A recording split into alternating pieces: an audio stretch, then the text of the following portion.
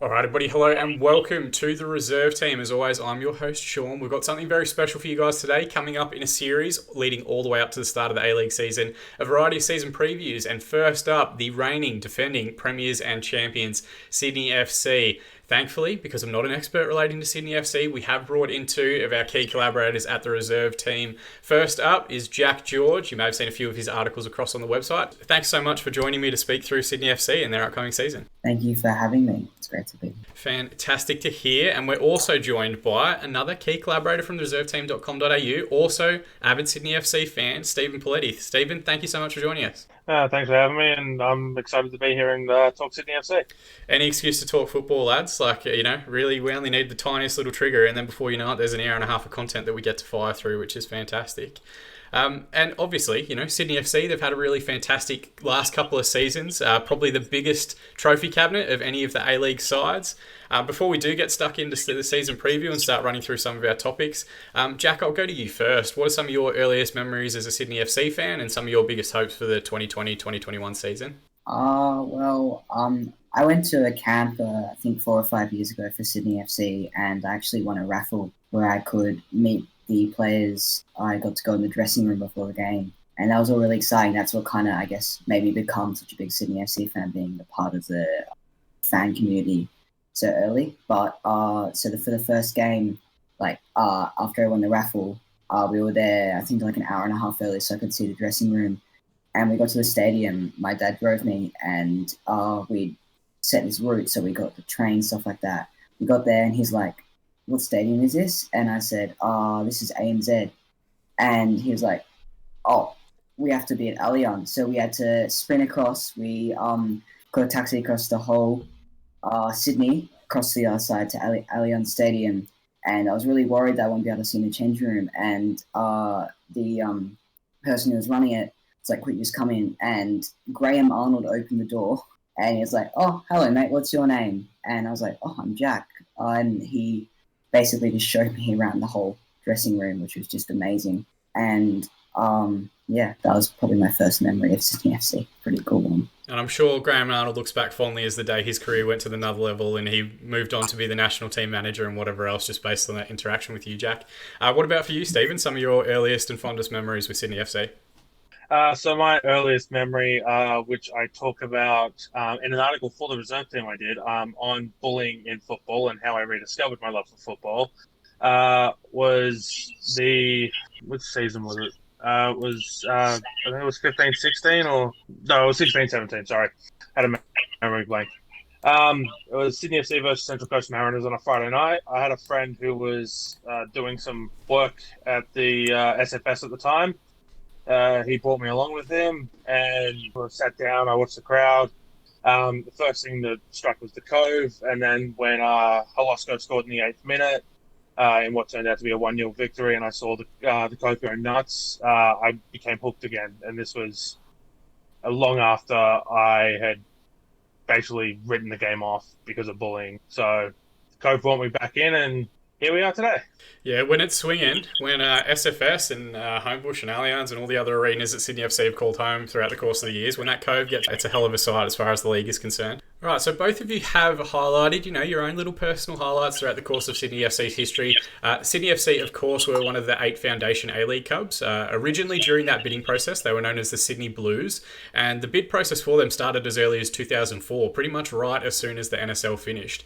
They were one of the earliest favourites for an A-League licence due to the one city, one team nature of the initial licence process that then Soccer Australia or Australian Soccer Association or Football Federation or Football Australia or whatever you want to call it now was going through. There was another bid backed by the Sydney Roosters chairman that was kind of getting pushed through the same process, but in reality the Sydney Blues side was, I think, the best bid from that region, the first season of the A-League. And in the early few years, they earned a reputation as being Hollywood FC due to both the high volume of Socceroos talent and youth internationals that were in the squad right from the first season through to the first, sort of 5, 6, 7, 8 years of the competition.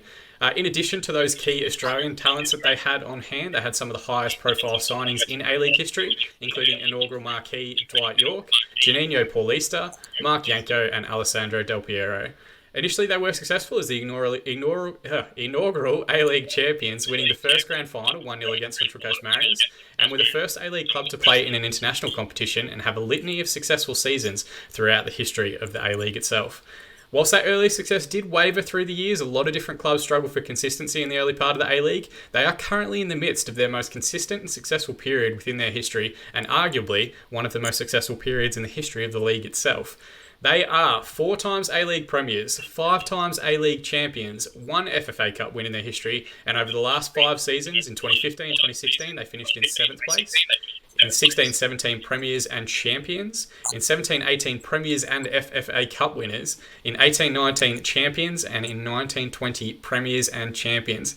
Now, Jack, do you remember exactly which year you went and visited the dressing room? Because that's a pretty sustained period of success over the last 4 or 5 seasons. It was actually the start of the success, 2016-17, I think. Now, we're not going to make any wild, outlandish claims or anything like that, but if historians want to look back and correlate your visit to that change room and a turnaround in their form, and definitely getting a very full trophy cabinet during that time, who are we to say that that's incorrect? Who are we to say that your visit didn't inspire them a little bit further?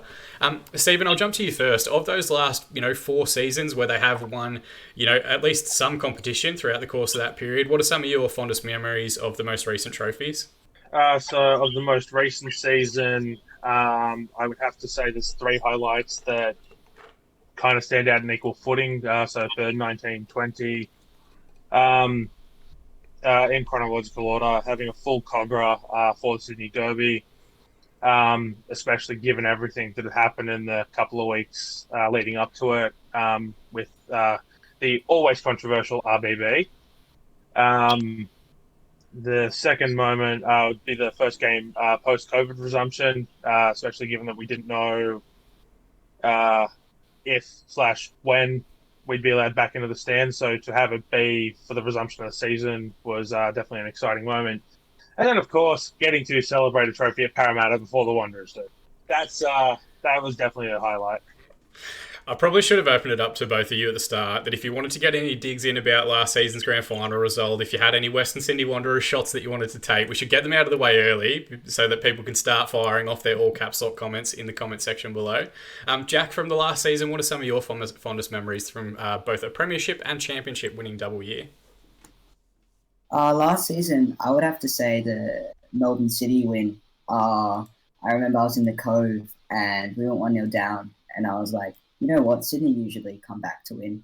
When they go 1-0, when they go down, they are a team that I think that relies a bit on motivation getting started. And then Ryan Grant got a yellow card for that challenge, and then it came on the big screen, and I was just like, oh god, that's a red card. And obviously he was rightfully sent off, and I was just in the car going, I just want to go home. And I stayed there, and Lafondre then scored, and it was a really good goal. And I just remember I looked up and the whole place was just standing up. It felt like Allianz all over again. Everyone was behind them. There was no Melbourne City fans were silent. And then we got the penalty, and I was like, Lafondre never misses penalties, does it? And he missed it. And then I could see everyone just kind of going, there's our chance gone to win the game, and we held them so well. Such good defending. Ninkovic played when Grant went off, Retro moved right back, and Ninkovic basically played defensive midfield, which shows the versatility of him. And then Costa scored, 70, 80th minute, and the whole place was up and for the last 10, 15 minutes of the game. And I was like, you can't say that A-League doesn't have fans, because when you get a game like this and everyone gets behind them, this is what can happen. And it was just an amazing atmosphere, and also basically the turning point into the premiership win. Yeah, I mean, I'll try and be the impartial host throughout the course of this, but I feel like as a City fan, I've seen Lafondre score against us way too many times in his brief period throughout the course of the league. But, I mean, even just in that little spiel, Jack, I think you mentioned the quality of Ninkovic, we'll talk about a little bit further as we go through our agenda here today, and Lafondre as well. It's a very, very strong lineup, and really over the last few seasons, the consistency they've had over those 4 or 5 years, it really, I think, is probably the most consistent any side has performed throughout the, what are we up to, 16 seasons of the A-League thus far. So all very impressive stuff. And of course, any premiership and championship winning double is incredibly impressive. The fact that they did it as well during what was a very disjointed, COVID and pandemic impacted season, all the more impressive. We're just going to quickly run through a couple of different items, and then we're going to get stuck into some of the big discussions in and around the squad itself. So, of course, this season they are going to be managed again by Steve Corica. Took over after being an assistant coach, well, first a youth coach at the end of his playing career. Actually scored the winning goal in the first A-League Grand Final, stayed with Sydney FC his entire career up until his retirement. Took a youth coaching role, did his apprenticeship at Sydney FC, continued under Graham Arnold as an assistant. And one of the things that I think Sydney FC really did well and really got right was that transition period once Arnold moved on to the national team setup, putting Steve Corica in place, having a long-term view. It was potentially, for a little while, I don't know if you guys remember this, but kind of between Steve Corica and Ufuk Tallo, who's of course now managing at the Wellington Phoenix, as to who was going to take it over. But he's done a fantastic job and he'll continue into the new season as well. Kick corner, because we have to fire off kick reviews for every different club that we have. Bran will kill me if we don't mention the kits at some point or another. But Under Armour, again, for a second season, which it's caused some derision. We might talk about it further in a moment, that they are using the same kit from last season. From a cost-benefit perspective, a lot of fans are probably looking at it thinking this is fantastic. I get another year out of my kit before I have to go and buy a different badge upgrade. Some other players have said that we need more engagement, we need more versatility in some of our branding and marketing for the league, which is fair. But I think definitely when you look at easy corners to cut that aren't necessarily impacting personnel or staff or whatever else, using a kit for a second season in the current pandemic environment, if that helps them get another administrative staff member paid for another month, a few more kits in the stands, and a bit more sky blue rocking in the chairs this season, I think we'd all be absolutely fine with it. We're going to start off with the squad review with the players out. Now, you have so far lost 5 players, some of them moving on to international clubs, some of them moving to different clubs within the league itself. We'll start with the big one first. Adam Lafondre has moved on. He heads to Mumbai City on a 1-year loan deal. That loan deal does take him up to the end of his contract. We're going to talk about Adam Lafondre in particular a little bit in a moment. Marco Tilio has moved on. He joins Melbourne City down here in the A-League itself. Ryan Teague has moved on. Cameron Pupion, which I'm probably butchering the pronunciation of that. If you gentlemen know, by all means correct me. If you know in the comment section, let me know down below. And Jay Coleman. The majority of those are gentlemen or really youth players that are probably looking for more first team opportunities at other clubs. Some of them have also moved internationally as well. It's hard to turn down those roles. Just at a high level, without going into too much detail about Lafondre, what are some of your thoughts on the players out? Tilio, Teague, Pupion and Holman. I'll go to you first, Stephen. I think that they're all understandable exits, moving on to bigger and better things, particularly with Pupion and Teague going to European clubs. Tilio wants game time. At the moment, it doesn't look like he's going to get that. It didn't look like he was going to get that at Sydney. So I think all the exits are completely understandable. I don't have a problem with it. I don't think you'll find any fans that have a problem with it. It's just a normal part of football. Jack, of those 4 younger players that have departed the club, which do you think was perhaps the highest potential player or the one that you thought was maybe most likely to head into the A-League side coming up in this new season? Well, in terms of the highest potential, probably you look at the destinations Ryan Teague and Pupion have moved onto, and you'd have to say them, but I was actually quite disappointed. Obviously, it's understandable that Marco Tilio wants more game time.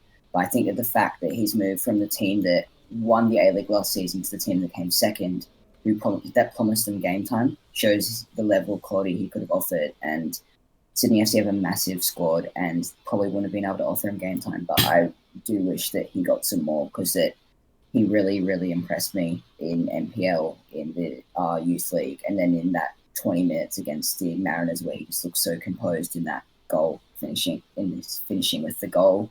And everything about him just seems quite good. And I think Melbourne City have a very good young player there. Yeah, and he's got 4.5 star potential on Football Manager. So, like, when it comes to building up your overall video game squad, those are the key players that you need to be keeping in and around.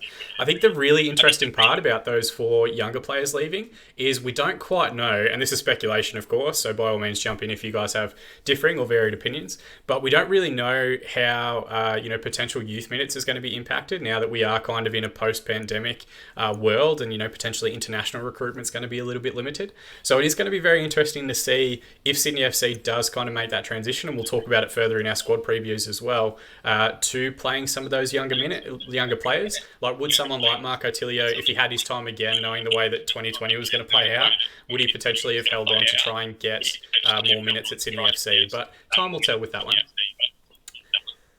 The big question. Oh, yeah. Go for it, Stephen. Sorry. Yep. So I definitely think that the youth are going to get their chance. I'm in the process of writing another article for the website focusing on the youth. And so I'll give us a little bit of a preview of that. Is the Sydney FC Academy is in its 5th year, and what that has allowed Sydney to do has allowed them to train players up to play in the Sydney FC 4-2-2-2 formation, which has been very rigid since Arnold brought it in 16-17. And with the youth coming through now, they can slot in and out of that system at will, and everyone knows their role. So I genuinely believe that the youth are going to get more of a chance to play just because there's no drop-off when they come in, because they've been trained to be playing that system for the last, 4 or 5 years. Yeah, and I think a lot of the different clubs around the league as well, they've done really well at starting to make those adjustments, not just towards strong first-team opportunities, but, building a lot of academies. We might talk about it further in a little bit as well, but, Western Sydney joining the league and then their commitment to building their big academy has really, I think, helped push Sydney FC to drive their level of professionalism to the next level and their academy structure to the next level. And, like, even just on Marco Tilio, who we've noted a little bit, it's not like they're playing just some random nobody and not giving an opportunity. It's Milos Ninkovic, who is, for a very good reason, framed on the wall behind you there, Jack. He's not exactly an easy player to drop out of a starting lineup. He'd probably walk into any starting 11 across the league, even now, in the later stages of his career. The big question, though, that I've got for both of you, and we left him out deliberately, was Adam Lafondra. So over the last 2 seasons, the 2018-2019 season, he got 23 goals in all competitions. Last season, the 2019-2020 season, 22 goals in all competition. You can tell he'd probably be graded a little bit. Didn't miss out on the Golden Boot by a single goal at the end of the season. I'm just going to reel off some names for you guys here as well, just to give you additional context. So since 2016, Geordie Boyce, Josh Brillante, Brandon O'Neill, Alex Brosk, Danny Vukovic, Philip Polosko, Bobo, and Adrian Mijieski have all left the club. But a huge credit to Sydney FC, their football operations team, their football operations department, the players that are, and even the management really, for signing and replacing these players. They've done a really fantastic job of losing players of that quality, of that ilk, that would potentially, destroy the structure and makeup of other sides in and around the division, but replace them with quality and really continued maintaining a period of success throughout that portion. Stephen, you did mention that now the academy is working towards that similar structure, that 4-2-2-2 or 4-4-2 with the inverted wingers on each side. Do you think really having that base and that consistent playing philosophy is helping them, one, recruit for replacing a lot of those players, but then also at the same time giving them consistency in their structures throughout the course of each season? Yeah, I definitely think so. But as I mentioned, the youth coming through have been able to slot in and out of the system at will. You mentioned all the turnover. From the 16-17 season, there's only 3 players left in the squad. And there was 4 at the start of the season, but with Brandon O'Neill transferring to Pohang, it's just Alex Wilkinson, Milos Ninkovic, and Ryan Grant are the only ones that are left. So I think that's a credit to what Sydney have developed in their culture. Is people can slot in and out at will. It's as long as you get the right players and the right talent, you get them training the right way, the system works, and it's just a matter of finding the right players to fit said system. Yeah, I'd even argue potentially. I think that they're aware enough of what they want to do and how they can change and adjust. Like just using a reference point, when Josh Brillante swapped sides with Luke Bratton at the start of the last season, both very different players, but both seemingly slotted into the same overall structure and the same overall shape. Mijewski was an entirely different player to Caceres, who's playing on that side, to Bumyohan. Of the players that Yep. have left, Jack, which one do you think left the biggest void, or potentially which one do you think the club did the best in replacing? Well, I think that Yori Boyce was very underrated in his ability to play the ball out from the back under Graham Arnold, because Wilkinson isn't the best on the ball, and Yori Boyce's switches of play uh, were a completely different attacking option, and they tried to replace him with a very similar person in Jot van der Linden, who's actually pretty much the only recruitment target they've gotten wrong, and he didn't work out. A few mistakes here and there, a few injuries as well. But I think it says a lot that a player of the quality of Van der Linden comes in and just looks so just doesn't look anywhere near as good as Jordi Bose, but you can't really look past Bobo, his goals, link up play, things like that. And I think Sydney, when they signed Adam Lafondre, I'm like, oh, I remember his name a few times from the Premier League, but no idea how good he is. And he just basically slotted in, not like for like, very different players, but seemed to, like Steven says, slots in perfectly in the system, even if in different ways. Yeah, they've definitely done a lot of credit, and I'll fully admit this now. I have a massive crush on Alex Wilkinson from a playing perspective. I think he's absolutely fantastic, and I think that core that they've put together of you mentioned it, Stephen, Wilkinson and Grant, and I think Zulo's even been there 5 seasons now or 4 seasons. They've got a good group now that's been there for 3 or 4 years that helps, I think, drive that consistency in the lineup, including Ninkovic in that response as well. I mean, and even now, like Barbarouses is going into his second season with the club. Caceres has been there a while. Bratton's second season. They've got a very good core that they tend to keep together all the way through. I will also ask, how do you guys think that they're going to replace the goals of Lafondre? Obviously, 45 goals in all competitions over the last 2 seasons is a big challenge.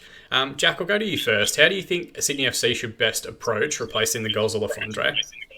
I think look to their youth system. I think they have Trent Bahaja, who can will probably play most of the Asian Champions League campaign. Isn't a similar player. Loves to get in behind like Costa, but Costa Barbarouses has shown, especially against the Olyroos. I have a match review coming out probably tomorrow or the day after. He has good link-up play, which can allow Bahaja basically to just use his pace to get in behind, and Bahaja also has like relatively decent link-up play. But then you also look at Luka Ivanovic. I think he comes in, he's had 2 starts and scored 2 goals, and he got injured twice. But he is a very, very, very good young player. I think he can make double digits in goals if he gets a chance. He also is less pacey, more controlled, I guess, than Bahaja in terms of I think he's more similar to Lafondre in the way he can link up the ball and kind of just have one chance, one goal kind of thing. And also, like, they have to give Patrick Wood a chance. He comes in at 17 to the NPL side. He's top scorer at the end of the season. He played 20 minutes against the Olyroos, but he really needs to be given an extended chance, I feel, in the side, because that he cannot leave to another A-League club because of a lack of game time, because it's happened.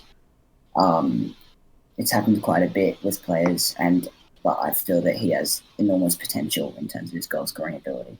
Yeah, and I think that's a huge challenge, not just for Sydney FC, but for all the clubs across the division. Like, when you are successful, when you are playing really well, potentially it does limit opportunities for promising youngsters you've had. We mentioned Tilio, but even in recent seasons, the likes of Cam Devlin had to go over to Wellington to get his game time. He's turned out to be a fantastic little player. Max Burgess, who's at Western United, maybe on his way back, potentially, if rumours are to be believed, to Sydney FC or Western Sydney. But yeah, that is one of the challenges. How do you balance what has been a really good sustained period of success where they've gotten a lot right, and perhaps that one little nitpick, if you're being like really difficult and really hard on Sydney FC, is that some of those young players have struggled for opportunities and had to look elsewhere to get those minutes. But it could be a very, very, very young forward line, as you've mentioned, Jack, with the likes of Bahuja, who I think is now 23, 24, Ivanovic and Patrick Wood. But that is exciting. That's a good Australian core, and those are potentially players that hit an A-League level they may be playing in the league for 5, 6, 7, 8, 9, 10 years if they do stay at this level. But you'd think high potential players like that, if they get into first team structures, Europe or Asia comes calling. So, Stephen, I'm going to throw the same question to you. How do you think Sydney FC should best approach this off-season, replacing the goals of Le Fondre ahead of the upcoming year? So, my initial thought was that Costa could take on the Alfie role, but then you actually break it down, and we're going to look at the stats for Barbarouses now. In 16-17, it was 5 goals, 5 assists. In 17-18, it was 8 goals, 2 assists. In 18-19, it was 14 goals, 4 assists, and 7 goals, 6 assists last season. The standout season there is the 18-19 season, 14 goals, 4 assists, which is only the second time he's hit double figures in his entire career. And so what that tells me is that he has a lot of what I like to call hockey assists. For those of you who don't know, in hockey, every time a goal is scored, up to 3 players get points. The goal scorer gets a point, the primary assist gets a point, and the secondary assist gets a point. So Costa is not the typical striker that's going to go out and score the goals, but he's going to be the striker who's setting up the goals, but not being the primary assister. He's going to be that second last touch, that third last touch before it hits the back of the net. So he's very good at creating the plays. So going back to what Jeff said as well, it's got to come from the youth. You got to have Bahaja, Ivanovic, Swivel, and Wood, all of whom should be given an ample opportunity this season to stake their claim to that spot. We'll get onto this later when we do our expected lineups. I think Bahaja is going to get first crack at it, unless Ivanovic puts in a massive performance in Qatar over the ACL. I did have some marquee names that I thought Sydney might have half a chance to go out and get to replace Lafondra. But with Corica coming out during the week and saying that even though they're looking at a striker, it's not going to be a marquee, that kind of throws that out the window. So thanks, Corica, for ruining all the prep I put in.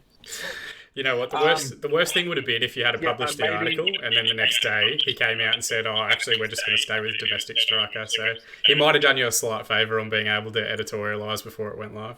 Yeah, no, most definitely.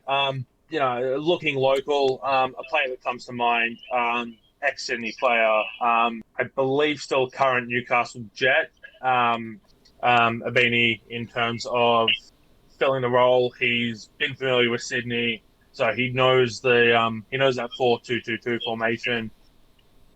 So he's probably the sort of striker that Sydney should recruit if they're going to get an Australian striker.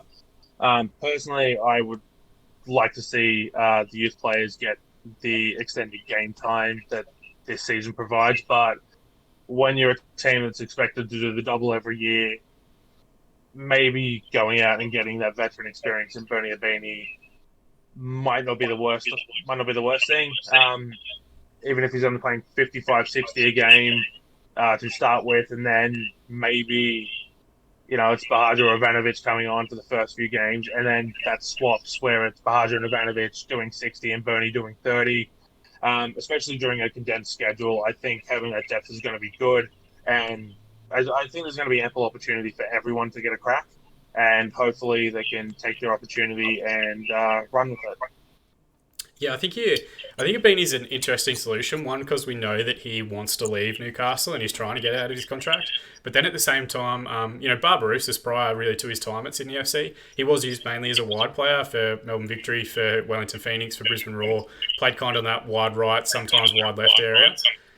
Abini's a very similar player. I think what worked really well last season is that Barbarouses would look for those little pockets of space in wide areas to kind of get in between fullbacks and centre-backs, which helped create spaces for runs for Adam Lafondra. Obviously, they're going to try and change their game plan a little bit, and it worked to great effect against MacArthur, as we saw. And Jack, I'm sure you'll go into further detail in your article later this week about finding those little pockets of space. It'll be really interesting to see how they try and pair the likes of Barbarouses and I think even Bahuja to an extent, who is just a speedster, with that more poaching player. And from what we understand, looking at the forward group, Wood is potentially the closest they have to like a pure striking option and an in and around the box type player, similar to the Lafondra mould. So we are going to jump in now, and we're going to run through two teams. I gave you guys both a bit of homework to send me through your preferred 11, and interestingly, they're very, very similar. Stephen, we're going to run through yours first. You can see it here just on our left-hand side of the screen. You've gone with Redmayne in goal, King and Grant as the two fullbacks, Wilkinson and McGowan as the central defensive partnership, Bratton and Rattray anchoring midfield, Caceres and Ninkovic playing as the two advanced playmakers or attacking midfielders, or wide wing midfielders. It depends. Their starting positions vary week to week. And then Barbarousis and Bahuja up top. Yes, I did have to change Bahuja's spelling about 15 different times before I got it right. But Stephen, do you want to walk us through this lineup, and what are some of your thoughts relating to how they could potentially line up this year? So I think Redmayne, clear number one choice. Hewitt Bell has done well when he's been given the chance, but when you've got the number one keeper in the league and Redmayne available, you never want to stray away from it. Maybe Hewitt Bell has a chance to take a claim depending on how well they do in Qatar. So we'll move on to the defense now. King, I think Joel King did enough last season to win the starting job. With Zolo's injury, he stepped right in. Had the most Sydney FC youth minutes of any player with 1,654 at just the age of 18, in a total youth performance of 2,851 minutes, which was the eighth most minutes of any youth player in the league. And then you have a look at who's behind him or in front of him, depending on how you want to look at it, Michael Zolo. That Ollie Rouge game did show us quite a lot. Zolo was able to slot back into the side with absolutely no problems and did create havoc down the left. So regardless, you've got two great options in King and Zolo down the left. McGowan. Now, the news about McGowan testing positive for COVID came after I sent you my lineup. So we don't know how that's going to impact it. I don't expect much of a change as long as the COVID doesn't have too much of a long-term impact on McGowan. Wilkinson is captain. I don't see any changes there. Grant, again, same thing. He's basically made that spot his for the last 10 years, barring injury and suspension. I don't see him losing it. If for whatever reason it happens, there's an excellent backup there in Harry van der Sar, who showed well in his, I think it was 499 minutes last season. Showed excellent promise in that position, and in at the right CDM. So definitely a worthy option to be able to step in. Moving into the defensive midfielders, we've got Bratton and Rattray. Bratton on the left, Rattray on the right. Bratton really stepped up once O'Neill left, and definitely made himself the lead in that little pairing there. Rattray, again, is a fine player. Is able to contribute where he needs to. I believe it was his maiden brace he scored last season, I should say. So definitely a good player to have around, and does defensive duties as well as setting up attacks when he has to. Moving into the attacking midfield, Ninkovic. Is there anything that needs to be said about Ninkovic that hasn't already been said? Looking at the right, then we go to Caceres. He could very easily be interchangeable with Bam Johan. I know Bam Johan didn't come to Australia to be coming off the bench, but I think Caceres did enough to win the job. Last season. I do expect those two to interchange depending on how condensed the schedule is, Champions League commitments, etc. And then we go to the striking options. I've already ran over Barbarousis on the right. He's going to be definitely the secondary third assist setup guy. And I expect him to start with Bahaja. He seems like he's done enough to do the job. He played excellent against the Ollie Rouge. Has played well when he's come in. Unless Ivanovic is able to do enough throughout the Champions League, I think that's going to be Bahaja. I think that's it's just going to stay similar to the way it has been, and barring some changes due to injury or the condensed schedule, I think that's how the lineup's going to look at the start of the season. I think that's how it's going to look at the end of the season. Yeah, I think what's very interesting, and we're to jump into it now. Yeah, so Jack, interesting, you've also gone with the 4-4-2 or the 4-2-2-2, however you want to word it. The one change that you've gone to the starting lineup, so I won't make you run through the entire lineup itself, but you've gone with Zulo edging Joel King in the starting 11. What do you think some of the edge is that Zulo has over King as the younger player? I think that the main edge is just plainly his experience, and I think that there's no way that this is going to be Zulo's spot, nor is it going to be King's spot. I do believe that Zulo will start, and it's just a matter of opinion. He will start the Asian Champions League, at least the first game, because that he does have that experience. Joel King is a great player, a great young player, and he needs to be given game time to help develop. And he got a lot of game time last season, which is really good for him. But Zulo is probably on a contract which requires him to play more than King. He needs minutes. Quite importantly, to start the A-League season, he needs minutes because he's only played 90 minutes since his last injury, which was 2-3 months ago. So he will probably start. This is actually my lineup. This is what I think will be the first lineup. Yeah, obviously, McGowan now can't be in it. Patrick Flotman will replace him. I think that's all good. Patrick Flotman's a really good player. Patrick Flotman will replace McGowan, but I do believe that Zulo will start at least the first game of the Asian Champions League. Yeah, I think the biggest challenge for Zulo will be keeping him fit for a full season. Like, he's really at that point now, it's kind of make or break at his career. If he has another year, I would think, where his body breaks down or he can't keep up with the rigours of competing on multiple fronts with Sydney FC, potentially you start looking at him as a player getting into his 30s that maybe doesn't really have the physical ability to stay fit for a full year. So it's a huge year for him. But when he's good, he is, I think, amongst that best group of left backs in the league itself.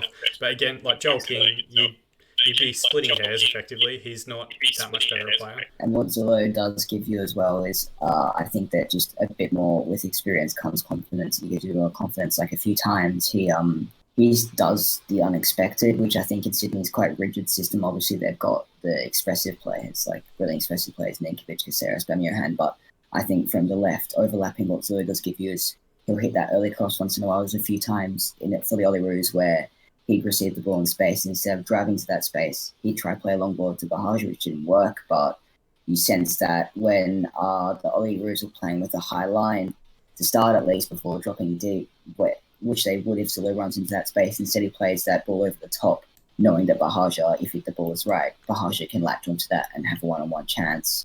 And I think it's just that little bit of extra experience. But I really want to see Joel King get some game time, because if Joel King's almost as good as Michael Zulo is now, then you can only imagine what kind of player he can be in the future for Sydney. Yeah, absolutely. And I think like the two left-back options at Sydney FC, they've both got an easy job, because sometimes you're just going to give the ball to Ninkovic and let him figure it out, and he picks up the slack for everybody. You mentioned Flotman as well. You see that on the left often.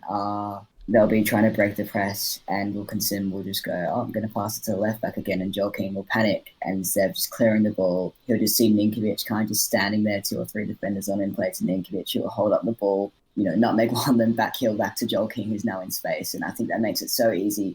Makes a left back look really good, but it's not an easy job, because then you have to defend for Ninkovic, who tries his best but isn't as good as defending. But I think that in terms of the way Joel King, the progression, he's got the perfect place at the moment with Zulo to kind of look up to, help him out, and then Wilco next to him as a great defensive surety. And then when he's on the ball, Ninkovic is always there, no matter how many players are on him.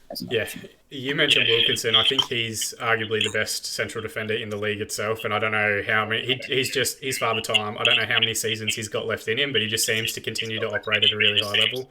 Flotman, his ACL campaign will be very interesting. I think McGowan will be back for the A-League season for sure by the end of December. But if Flotman goes through, there's no reason he couldn't be pushing for a starting berth. I think Bratton in midfield's fantastic. Retro's fantastic. Ninkovic is comfortable on the ball. Caceres comfortable on the ball. What, from your perspective, Jack, have you given the edge to Caceres over Bamiohan in the starting 11? Bamiohan, I say this to people I go to the game with or whatever, I can often see how good he's going to play based on his first 2 or 3 touches. He's quite inconsistent and requires confidence to play well. He needs to be on the ball. He needs to be consistently supplying the last ball, and that's not a bad thing. But when you look at Caceres is so consistent. So Bamiohan's a player who will give you a 9 out of 10, then a 5 out of 10, then an 8 out of 10, and Caceres will give you, like, to bring it back to the very classic motto, he'll give you just classic 6, 7 out of 10s. And it's weird because in attacking midfield position, that wouldn't be what you surely expect. But when you look at who you have overlapping you and Ryan Grant, he's actually quite creative. He's quite on the ball. Behind you, you have Bratton, who can always pop up with an assist, with a killer pass, stuff like that. So Caceres, and he has this brilliant balance and agility where he'll be on the touchline and there'll be 3 on him, and he won't take them on. He'll just keep it. He'll just keep the ball and then he'll play it through, and it just is so easy. And also then in transition, Ryan Grant is brilliant, so fit, so fast, but he can't do it all himself. And Bamiohan, he just doesn't defend. Like against the Olyroos, there was on multiple occasions I was in the stadium. He was walking back. This Bahaja and Costa were running back, and he was walking back in defence. He was in front of them. And that's not what you really want, especially in what becomes in defence a very narrow 4-4-2. You don't want that space there to stop the press because everyone has such an important role, and Caceres has the engine to keep on defending, which is why Caceres would often play for 60 minutes and then Bamiohan would play for 30 at the end of games. Yeah, it's an interesting one. And you look at like kind of that 4 in midfield, really, I think all 4 of them could rotate across any of those front 4, like those 4 midfield positions pretty easily. I'd say Caceres probably thinks himself a number 10. Ninkovic probably thinks of himself that way, even though he's had great success on the wing. Bratton's a phenomenal playmaker. You could put him anywhere in your midfield, and Rattray just plugs gaps very, very well. He's really matured into a great player. And Bamiohan, pretty much the same. He's another guy that wants to be on the ball, wants to be playing in behind.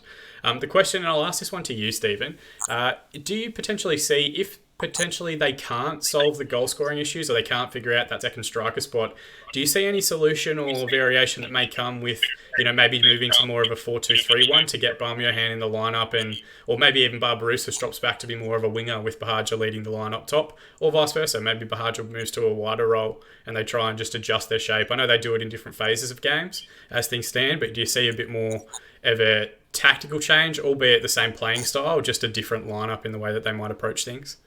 I don't see them changing the overall formation so much. The tactics side of it, I might see them going to more of a Mourinho park the bus style, where it's basically everyone except for the strikers stay back.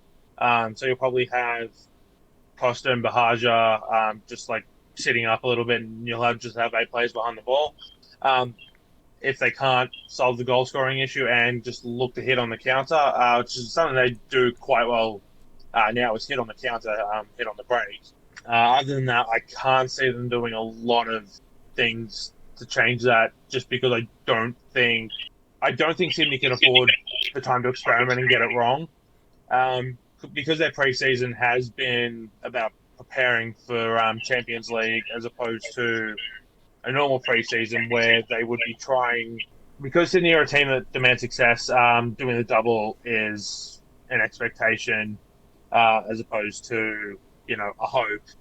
They don't necessarily have the time to be experimenting mid-season, and I don't think Corica wants the pressure on him of making a change and having it go wrong. Not that I think Sydney would sack Corica after a bad season, but I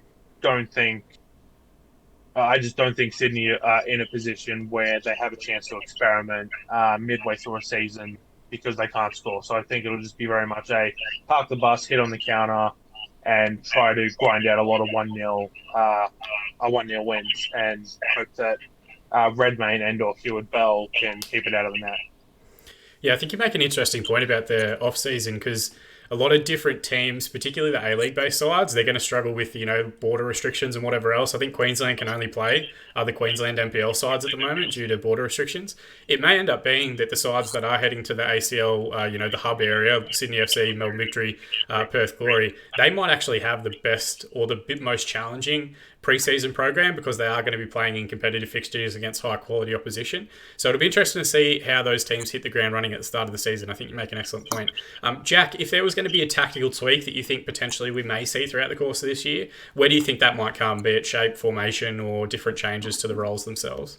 I think that if they're struggling for goals, what Ninkovic did when Mijarewski came and had such a good start of the season, he adapted himself to be less central and more wide, and kind of just when everyone was frantically running around trying to score, he'd be there. He'd spend 5 or 6 seconds on the ball. He'd wait.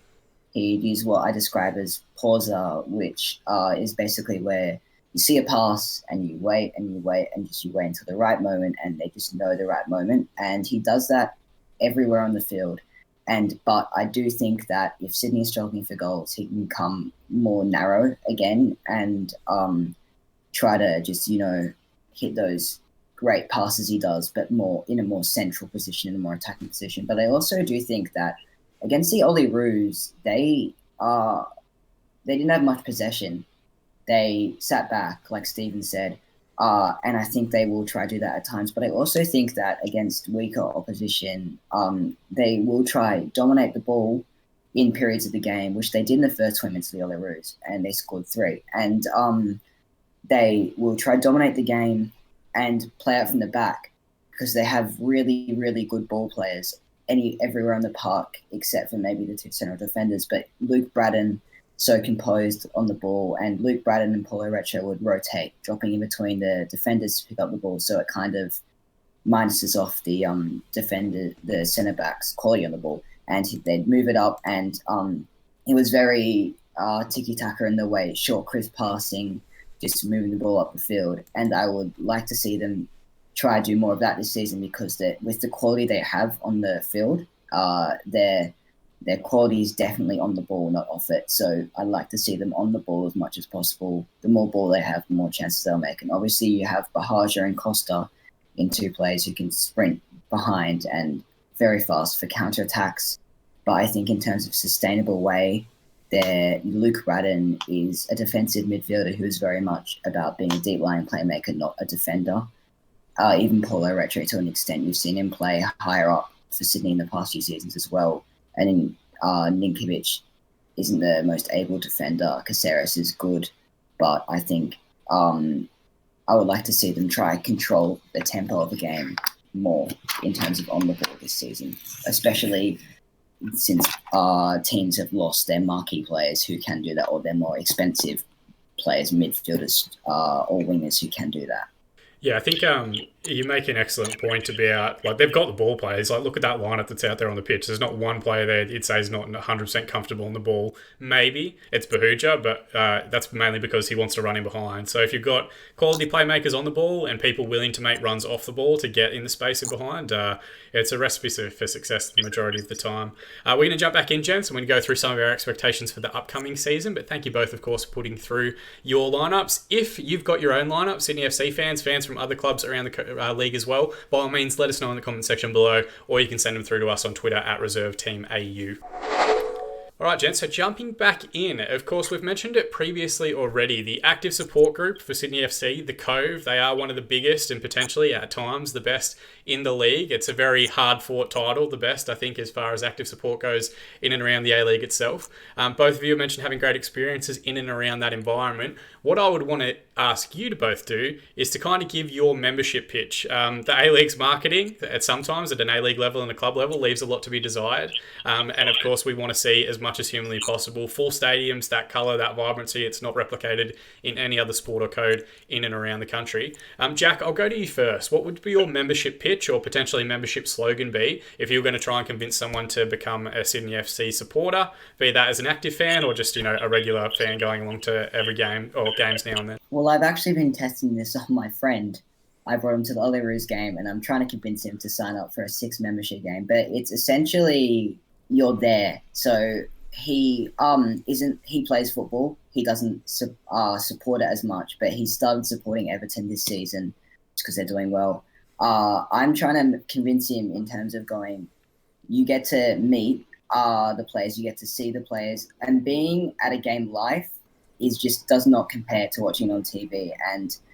And also then you look at the A League, you look at the clubs. There's a few quite big active support groups, but you look at Sydney FC, maybe Sydney FC Wanderers, Melbourne Victory, three biggest, and you have the chance to be one of the biggest membership things where the atmosphere just creates itself in terms of the Cove singing songs and stuff like that. It's a very unique thing in football is the fans, and that's what really makes it the sport it is.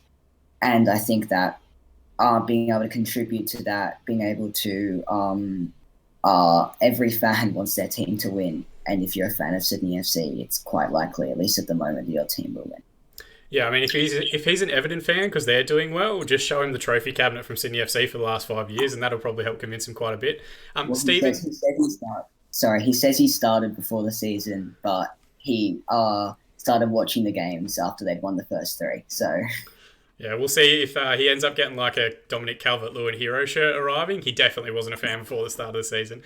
Stephen, I'll ask you the same question. What would your membership pitch or slogan be to any prospective Sydney FC fans that might be umming and ahhing about signing up or that haven't really gone and given the game a chance? Okay, so I did look at this one a few different ways as well. Marketing is not exactly my strong point. I would say help save the league, become a member today. And that's more of a, I don't want to say a general slogan. You don't want to send that out as a marketing message, but that's essentially what becoming a member is. We need to help rally together and help save the league. I'm going to borrow one from the MLS team I support, Los Angeles Football Club. One of their big mottos is shoulder to shoulder we stand, and I think that's what we need to do is stand shoulder to shoulder. I think that being in the ground and being there supporting every week is what you need to do, and you do that by standing shoulder to shoulder, side by side with everyone else. COVID restrictions, of course. We kind of literally stand shoulder to shoulder at the moment. Yeah, shoulder to shoulder, but at 1.5 meters, so spread those shoulders as much as you can. Exactly. Yeah, I think that's one of the big things we advocate, not just in this podcast, but in all of our content. Like, until you've actually gone and given the game a chance and gone and see the colours and the spectacle and whatever else, like, the best thing that I can do to recruit someone is take them to, like, a derby game and they see a full stadium and they see what that's like, seeing the two teams, Victoria and City, playing against each other. Sydney FC have the advantage this year of MacArthur in a similar area, an up-and-coming club who, no doubt, that you'll probably absolutely belt a couple of times throughout the course of the year. All you really need to do is try and get a foot in the door for a lot of people, and once they go there, once they experience it and see that it really is unlike any other sport that we have in the country, it's a very easy sell, and I think your trophy cabinet can kind of also help push people in the right direction if they're that way inclined. Now, the challenge we've got here, gents, is at the time of recording, we don't have round one fixtures to try and give a bit of a preview towards that. But what I'm going to ask for both of you is more of a season prediction. What do you think the expectations are of the season? Of course, the more success a club has, the higher the expectations are throughout the course of the season. Stephen, I'll go to you first. What is your season expectation, and then what do you think your season prediction will be for how Sydney FC will fare in the A-League? So just in terms of a round one fixture, I think there's only one way to do it. Pending the ACL is you have December 27th. It's a Sunday afternoon. You make it a double header. Men's A-League, W-League, Sydney FC versus Melbourne Victory, both of the season's grand finals, and you do it at Cogra. I think that's the best way to do it, and probably the only way to do it outside of maybe a Sydney derby. But I don't think a Sydney derby that early in the season is a good idea. We did see it to success. Again, I think it was 16-17. It was 85,000 at ANZ. But in terms of where we are with COVID and everything like that, I think that a doubleheader with Melbourne City is probably the best way to do it. Again, pending ACL, Sydney will hopefully get close to the final, and you want that first game to have ample preparation for both teams, and Sydney won't necessarily get that if they go deep in the ACL. In terms of the season expectations, I think it's the same as it is every year, which is do the double and put in a competitive performance in the Asian Champions League. Hopefully getting out of the group. The actual prediction will be Sydney do the double, and much like most other seasons, we crash out of the Asian Champions League with about 3 points. Yeah, I mean, you've left them off hook a little bit by not expecting like a treble or a quadruple or anything like that once the FFA Cup resumes. So I think more than tempered the expectations just with a handy little Premiership Championship double there for you. But again, like they are going to be, you look at the overall depth of the squad as we've already looked at, they are going to be up towards the top of the table. I don't think anyone's really looking at them thinking that they'll struggle just because they've kept that core together from last season, which was a successful group. They've got a very stable coaching environment and they've also got, I think, a very stable contract and administrative situation, which not all clubs have at the moment. Jack, same question for you. What are some of your season expectations for the A-League squad, and what is your season prediction as to how they're going to fare? So, Jack, I'll throw the same question to you. What are some of your season expectations for the Sydney FC A-League squad, and what's your season prediction? How do you think they're going to fare this year? I'll do my prediction. I think that I'll do expectations first. I think that they are expected, like usual, to win the double. I think that they, especially because the quality of the overall league has gotten lower with the budget going down, whereas Sydney have kept their same squad except for Adam Lafondre. And because of that, I do predict that Sydney will do the double. And in terms of the Asian Champions League, it's always an interesting one. It really does depend on the group there. Sydney have been given somewhat a group of death over the last few years in terms of their opponents. But and it also depends on a few factors. The Asian Champions League, will it go ahead? Will there be a vaccine in time? And because it was up in the air for so long about whether this one will go ahead. And it depends on where it is. Like, for example, it is harder, I think, to go to Qatar and stay there for a month or whatever and play all your games than it is. But then also the scheduling of it, like, for example, the positive is now that Sydney have basically, they don't have any other fixtures to worry about. It's plainly the Asian Champions League. If it's during the A-League season, especially if they're in a close title fight or wherever they are in the league, if they're not first by a long way, they will be struggling to rest their players in the A-League time, the Asian Champions League. But I think the expectation is for them to actually get out of their group for once, and I do predict that, depending obviously on the opponents, that they will do that because it has been a while since an Australian team has done that. Yeah, absolutely. And I think, you're similar to Stephen. The expectations are always high when you do really well. I think this is a weirder year for the ACL than ever before, because I think if clubs had their own ability to choose, they would probably just, forfeit. We have seen a couple of different clubs. I think there was a side in Malaysia and potentially a side in qualifying in Thailand that, due to government restrictions, didn't leave their countries. The government wouldn't allow them to leave for the competition. They got out of it that way. I think for Australian clubs to withdraw, there's potential that we lose our ACL spots for next season and also a $300,000 fine. So I think someone did the math, and I'll try and find the link to the article and put it in the description below, where it works out to cost the clubs about $100,000 to go and $300,000 if they don't. So really, because of the way that the year's gone and the difficult financial strain, I think a lot of clubs are expecting that $200K that they potentially save for the upcoming season is really the difference between whether they travel to the competition, or I think for the majority of the clubs, particularly the Australian ones, I think they'd really prefer to not have to participate this year and the competition be cancelled. But as always, football administration, it's never really governed by reason or, what the clubs want. It's usually about whoever's getting paid somewhere down the line via sponsorship or TV rights or whatever else. So I thought it was very interesting that you mentioned the finances.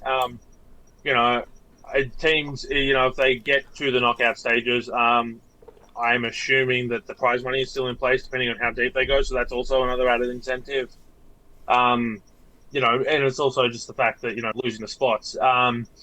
So just putting a small qualifier, going back to my prediction, I said, hopefully getting out of the group of the ACL, assuming that it goes ahead as normal. So March, April, May group stages, home and away.